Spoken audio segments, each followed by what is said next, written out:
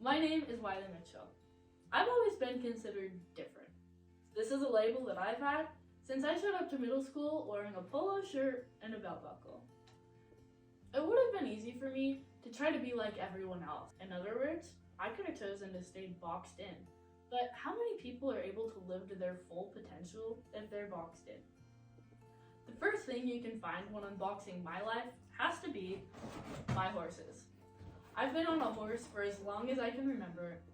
I've done all sorts of different events throughout the years. Some of the more common ones are barrel racing, team roping, breakaway roping, and goat tying. While we're unpacking the rodeo portion of my life, it's important that we get another thing out of the box. My belt buckle. Let's flash back to middle school. Middle school was by far the worst years of my life. I was different. I showed up every day in a polo shirt and a belt buckle. The so-called popular kids made me feel about this high because I wasn't wearing skinny jeans or some name brand shirt. It was really hard for me.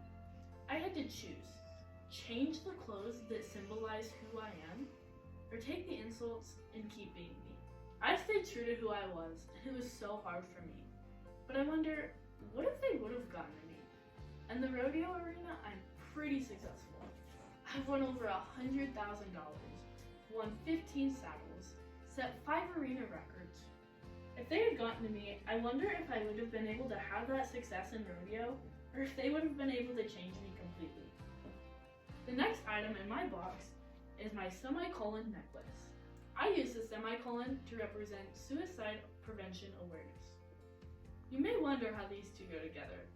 Well, in writing, a semicolon is used when an author could have ended a sentence but chose not to. I love the idea of you being the author and the sentence being your life.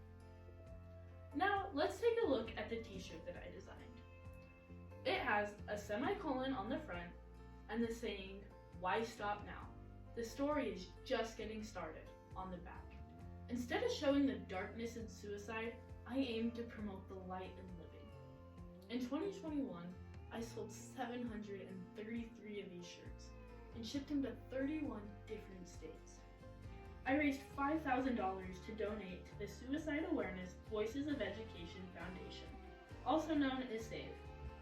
Let's back up a little bit and I'll give you a backstory on how I got started on t-shirt sales. This necklace is a fingerprint. In 2018, I lost one of my best friends to suicide. This is one of the hardest things I've ever been through. There is so much guilt involved, so much sorrow, and so much regret. Not long after losing my friend, it seemed like my whole world started to collapse. I went out to feed one morning, and my horse, Rudy, couldn't walk.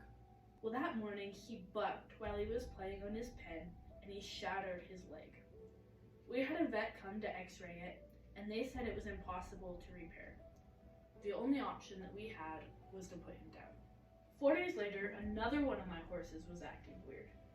We went out the next day, and he wouldn't eat, and he wouldn't drink, and he was all loopy, and that night, he died. A couple months later, a guy accidentally killed one of my horses. And then a month after that happened, we had another horse get rushed to the vet, and she died on the table. So that left me with 4 dead horses in 4 months, and that took me to a really low place in my life. This was so hard for me because my horses were all that I had ever known. They were my only source of therapy for years. I had a lot of things happen to me in such a short amount of time, and I just felt so sad and defeated. I didn't like the person who I had become. I knew better than to let things run my life. It was time that I took control. I knew that I needed to help others like me, the ones in the darkness that can't always ask for help. I wanted people to know that it's okay not to be okay. We all have challenges that we must face. After that happened is when I came up with the idea to sell shirts and to spread a positive message. So I started looking up all these different charities and places who help suicide survivors. I found SAVE and I knew it was the one. The last thing that you can find in my box is a microphone. This is for me to tell my story. I now travel to different schools and conferences to tell people my story. and promote my message of hope. I also host a podcast called Why Stop Now. The theme is overcoming challenges. Overall, I think it's important to recognize that we all come in different packages. Your box may be plain on the outside, or maybe it's decorated. But on the inside, we're all unique. You can let the contents inside of your box make you or break you. Some of the items may be fragile, so treat them with care. But don't be afraid to open up and show what you're really made of. Here I am, vulnerable, with all the items of my life unboxed. But remember, nobody changed the world living boxed in.